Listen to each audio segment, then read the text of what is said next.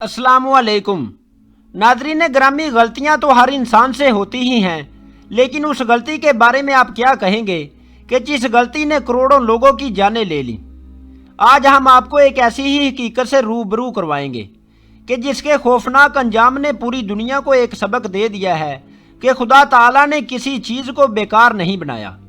आज की ये वीडियो देखने के बाद आप लोगों का ईमान मज़ीद इस बात पर पुख्ता हो जाएगा। मगर इस अहम तरीन वीडियो का आगाज़ करने से पहले चैनल पर नए आने वाले दोस्तों से गुजारिश है कि हमारे चैनल को सब्सक्राइब कर लें और बेल आइकन को भी दबा लें और वीडियो को लाइक और शेयर भी ज़रूर कीजिएगा। तो आइए नाजरीन, चलकर आज की इस वीडियो का आगाज़ करते हैं।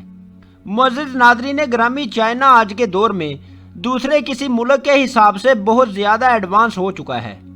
आबादी के लिहाज से ये दुनिया का सबसे बड़ा मुल्क भी है। चाइना को हर दिन नित नई ईजादात के लिए पूरी दुनिया में मकबूलियत हासिल है। इसके अलावा चाइना को मदरलैंड ऑफ रोबोट्स भी कहा जाता है। लेकिन क्या आप लोग ये जानते हैं कि इस मुकाम तक पहुंचने के लिए चाइना ने कितनी बड़ी कुर्बानी दी है और इस मुकाम को हासिल करने के लिए कितने ही लोगों ने अपनी जानें गंवाई हैं।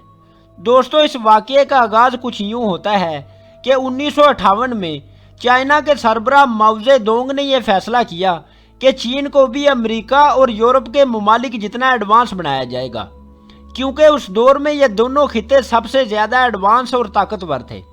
इसलिए माओ और उनके मानने वालों ने कहा कि आने वाले 15 सालों में चाइना को इस काबिल बनाया जाए कि वो अमेरिका और यूरोप को भी पीछे छोड़ दे। माओ को चीन का इनकलाबी लीडर भी तस्लीम किया जाता है। ये भी कानून फितरत है कि गलतियाँ सभी से होती हैं और माओ से भी एक बहुत ही बड़ी गलती उनके एक फैसले की शक्ल में सरजद हुई।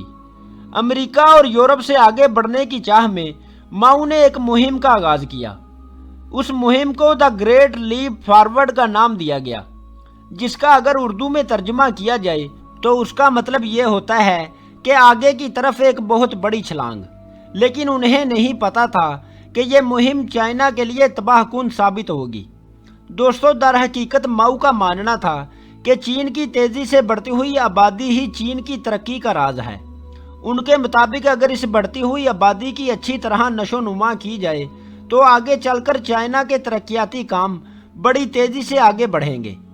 इसलिए उन्होंने चाइना की ज़मीन पर ज़्यादा से ज़्यादा अनाज उगाने के लिए हुकूमती सतह पर बहुत से इकदाम किए और एक ऐसी हैरानकुन मुहिम का आगाज़ किया जो आगे चलकर करोड़ों लोगों की अमवात की वजह बनी।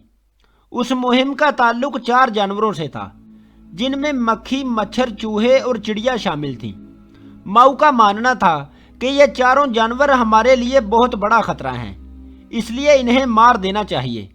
हमारा मुल्क इन जानवरों के बगैर भी जिंदा रह सकता है, क्योंकि चाइना के साइंसदानों ने एक हिसाब लगाकर कहा था कि एक चिड़िया पूरे साल में 4 से 5 किलो अनाज खा जाती है और बहुत से फलों को भी खराब करने का बायस बनती है।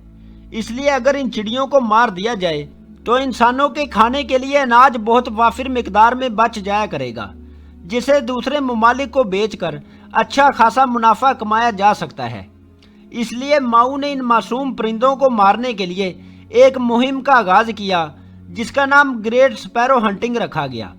लेकिन ये मुहिम के अलावा इन 4 जानवरों के खिलाफ जंग बन चुकी थी, क्योंकि इन मासूम जानवरों को मारने के लिए न सिर्फ आम लोग बल्कि फ़ौज का भी सहारा लिया गया। नाज़रीन, इस मुहिम का शिकार सबसे ज़्यादा मासूम चिड़ियों को बनाया गया।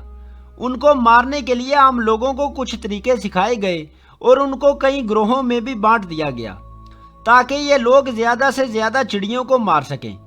उन चिड़ियों को पकड़ने के लिए ज़ोर ज़ोर से ढोल बजाया जाता, ताकि ये डर के मारे कहीं बैठ ना जाएं। जब चिड़ियाँ थक हार कर नीचे गिरती तो उन्हें पकड़कर मार दिया जाता। इस मुहिम में मौजूद लोगों ने चिड़ियों के अंडों और घोंसलों तक को भी नहीं बख्शा। ये मुहिम इस शिद्दत से शुरू की गई कि पहले ही दिन 2 लाख चिड़ियों को मौत के घाट उतार दिया गया। चीनी लोग उनके हार बनाकर अपने गले में पहनने लगे। चाइना को अमेरिका से एडवांस बनाने की सोच ने चाइनीज़ अफराद को चिड़ियों के शिकार का पागलपन की हद तक जुनूनी बना दिया था। इस मुहिम ने सिर्फ 2 सालों में चीन से चिड़ियों का मुकम्मल तौर पर सफाया कर दिया था। इसके बाद चीन के बुरे दिनों का आगाज़ हो गया। 1960 तक चीन ने चिड़ियों को मारने की मुहिम में पूरी तरह कामयाबी तो हासिल कर ली थी, लेकिन इस मुहिम ने कुदरत के तवाज़ुन में बिगाड़ पैदा कर दिया था। देखा जाए तो चिड़ियाँ या दूसरे परिंदे अनाज या फल ही नहीं खाते, बल्कि कीड़े मकोड़ों को भी अपना शिकार बनाते हैं, जिसकी वजह से निज़ाम कुदरत मुतासिर नहीं होता। ये एक साइकिल है जिसकी मदद से इंसान को कई फ़वाइद हासिल होते हैं, लेकिन चाइना के इनकलाबी रहनुमा माओ से यह बड़ी गलती हुई। इस मुहिम ने चाइना के लिए कई मुश्किलात खड़ी करना शुरू कर दी। चिड़ियों के खात्मे के बाद नुकसान पहुंचाने वाले कीड़े मकोड़ों की तादाद में इस कदर तेजी आई जो रुकने का नाम नहीं ले रही थी। इन हशरातुल अर्ज में टिड्डी दल की तादाद में सबसे ज्यादा इजाफा हुआ। ये टिड्डियां लाखों की तादाद में आती और फसलों को तबाह करके चली जाती। इस मुहिम से पहले चीन के लोगों ने टिड्डियों के इतने बड़े हमले कभी नहीं देखे थे, क्योंकि चिड़ियों ने उन्हें रोक रखा था। लेकिन उनके खात्मे के बाद इन्हें काबू में करना नामुमकिन हो चुका था। ये टिड्डियां रात में हमला आवर होती और हजारों एकड़ पर खड़ी फसलों को चट कर जाती। चीन के लोग अपनी इस तबाही को अपनी आंखों से देखने के अलावा और कुछ नहीं कर सकते थे। करोड़ों की तादाद में इन टिड्डियों को रोकने के लिए कई कोशिशें की गईं, लेकिन कोई भी तरीका कारगर साबित ना हुआ। उल्टा जो अद्वियात फसलों को इन टिड्डियों से बचाने के लिए दी गई थी, उनकी वजह से मजीद फसलें तबाह होना शुरू हो गई। इसके बाद चीन के हालात इस कदर खराब हुए कि चीनी कौम को खाने के लाले पड़ गए और भूख की वजह से लोग मरने लगे।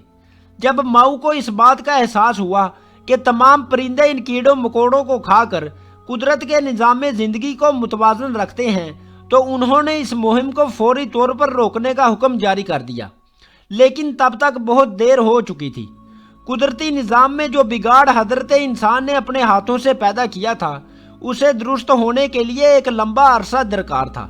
कहा जाता है कि 1958 से लगातार 3 सालों यानी 1961 तक कमोबेश 3 करोड़ लोग भूख की वजह से अपनी जानों से हाथ धो बैठे थे। लेकिन कुछ लोगों का कहना है कि हुकूमत ने मरने वालों की तादाद बहुत कम बताई थी, बल्कि उस वक्त 4 करोड़ 50 लाख लोगों ने अपनी जानें गंवाई थीं। नादरीन, इस कहत को चाइना की तारीख का बदतरीन कहत कहा जाता है। तारीख की कई कुतब में इस कहत की होलनाकियों को दर्ज किया गया है। माओ की गलती ने चाइना में वो कहत ढहाया जिसको सोचकर ही इंसानी रूह कांप जाती है। भूख से बिलक बिलक कर जान देने वालों की अजियत को तसव्वुर में लाकर ही उस दौर की तबाहकारियों को समझा जा सकता है। उम्मीद है दोस्तों आपको आज की वीडियो पसंद आई होगी। कमेंट करके अपनी कीमती राय से ज़रूर आगाह कीजिएगा। बहुत शुक्रिया। अल्लाह हाफिज़।